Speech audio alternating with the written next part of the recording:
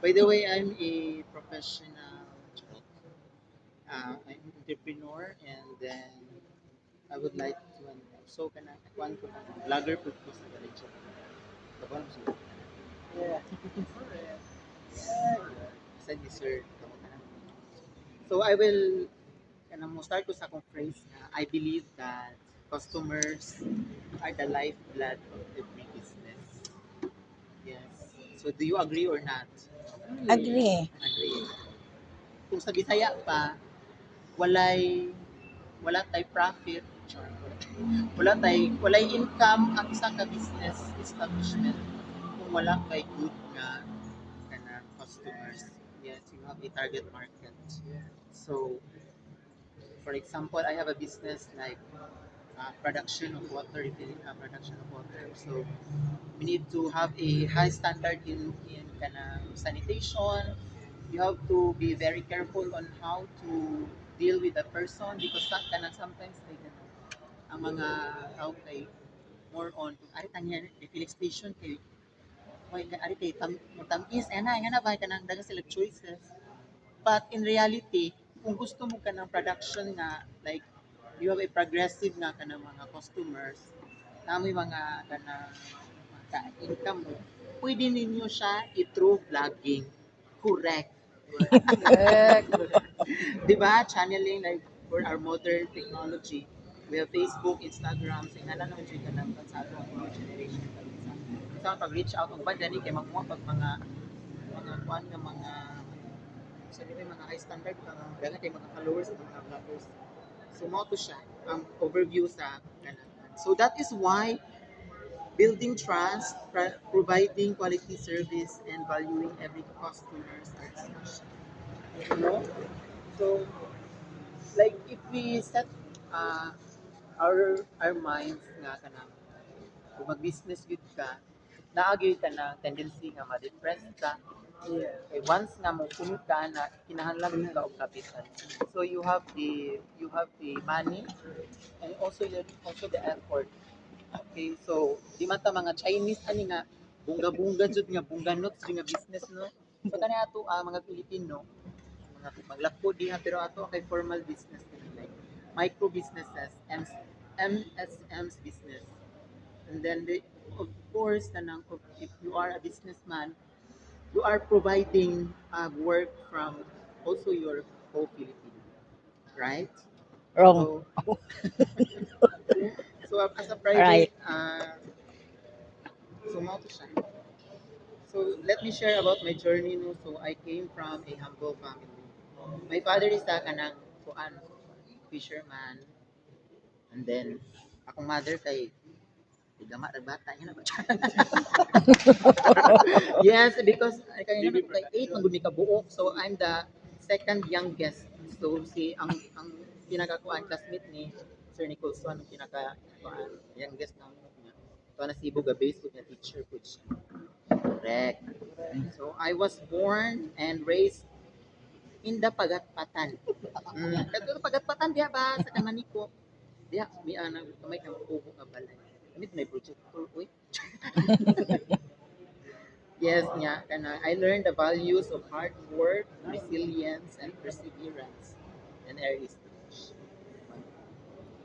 Kanang magkuan sa elementary pa mi, maglako ko kanang mga kuan, mangsi, tanan.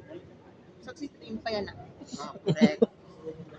Unya, ang presyo sa una, sa isinta pa. Sa isda. Correct. Nya, akong mama, sige, tulungan mi kabuok ako kuan.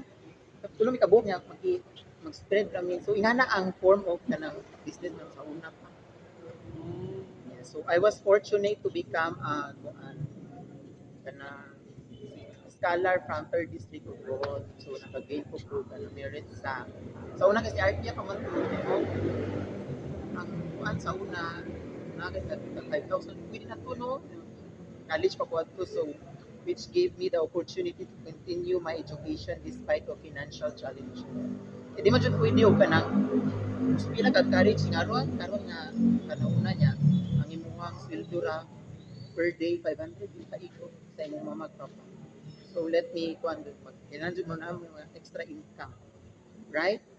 So na may daghan mga forms of kanang pwede ta magpakitaan sa ato nga potential. So as a student no, I have started earning sa una sa Baisok ako.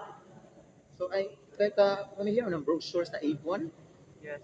Yes, mo na akong business. Ikaw naman po siya.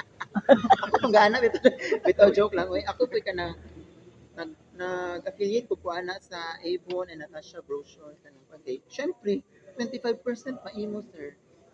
Kanang kuan bitaw sa kita mo order kag bra nya, ag bra tag 1,000 ang bra so na kag 50 pesos, di ba? Ingana ang business. Kinahanglan mo profit ka. Income generating ba? IGP. So you have the knowledge dito nga sa uning pag ay ani ko ani dapita kay mo may kanang magkakwarta ko so nga na ba atong thinking manggod kay pagkahuman na to eskwela college utaw nga high school di na ta ganahan mo explore ganahan ta manarba why not making a good business yes simple business na siya right. So mao na siya nga akong na-idea pa na nga kanang mag-refilling station ko kay syempre every nick mo yun naman sa kadaan may take ko ka na kuhan kukonsuman din ang tao kuhan tubig kada adlaw and that is a basic needs so kamo good in the future pwede mapuno you have the potential because we as a young generation correct Correct. una na siya so this experience no kanang magtinda kag mga brochure sa una karon kay kuan naman na naman tay TikTok no? TikTok na lang po tayo, mga affiliate sa mga kuan ba der kamo. Kana ka sir dagko pa sila mga buto. So this experience taught me the basic sales, communication and customer service. So after that, ano na, taas na ko na story sir. I work as a server at Henan. So server ko lang yours. So at later as a room attendant in Waterfront Cebu. Yes. So 6 months po to pod. This job helped me develop discipline, professionalism, and a strong commitment to excellent service. Kay ang akong goal gyud to sa una kay ani ra jud ko sa Bohol kay pati ko mulayo. So when nakapasar ko sa magsaysay nga kumpanya, under kwan ko na siya business ko na siya nga kwan kay cruise ship pa nilang gina-cater. So nang-apply ko nakapasar ko sir. Nga dapat man og kanang 3 months ang experience sa 5-star hotel. So nagkuhan ko sa waterfront ako nakasugpo siya. So asa kuan na siya. Kinahanglan ang requirements for a 5-star hotel. So mauto siya. At the age of 19, I achieved one of my dreams by working as a cabin attendant on one of the prestigious cruise ship in the whole world. So mao na siya kanang under ko sa Magsaysay. It was a life-changing experience. Siyempre, I've traveled around the world, 50 countries, half of the hemisphere. Charot. So it was a koan gyud. So you will meet a different people and culture while strengthening my work ethic and confidence. So today, I manage a water refilling station and a restaurant. So running my own businesses has taught me that success is not just making a money or profit. You don't need to be like that. So it is about serving people. You will give them an incentives para dili kabiyaan sa imuhang mga kuan, imuhang mga trabahante. Ya dapat di pud ka magminalita. Correct. So solving problems and continuously learning and improving.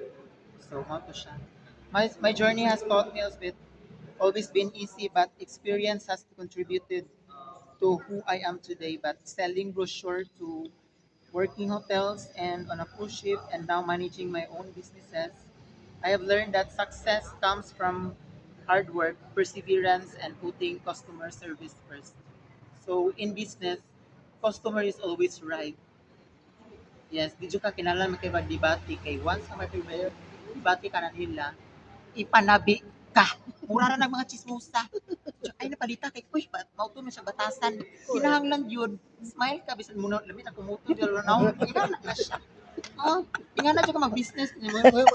Uy, dapat tag 20 na mo tubig ha. Kasi pag 20 nga benjing ko pala, gusto ka na, siya na lang.